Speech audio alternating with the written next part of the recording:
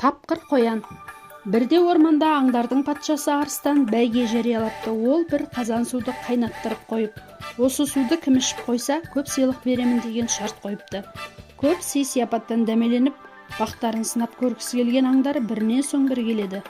Қанша өжеттенсе де олардың қай-қайсысының да қайнап тұрған суды ішуге батылдары бармапты. Ең соңында ойнақтай басып қоян келеді. Ол қып-қызыл шоқта тұрған қазанды көреді де, суды ыстықтай ішуді өте жақсы көремін деп жан-жағына қарайды. Ендеше іше ғой, дейді аңдар аң-таң қалып. Аңдардың бәрі қоянның не істейтінін көздерімен көруге асығады.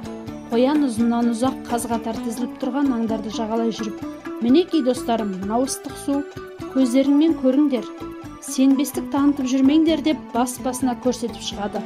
Қоян аңдарды басынан аяғына дейін аралап шығып, бәріне бірдей көрсетем дегенше қазандағы су суып қалады. Ал қулығын асырған тапқыр қоян суып қалған суды басына бір-ақ көтеріп сіміріп салады. Таңданған аңдар ауыздарын ашып көздерін жұмады. Тіпті олар қоянға қызға қарай бастайды. Алданған аң патшасы арыстан қоянға көп сыйлықтар береді. Міне нағыз ер деп мақтапты. Сөйтіп, небір айлалы аңдардан асып түскен тапқыр қоян көп сыйлыққа ие болып, қуанышы қойнына сыймаған екен.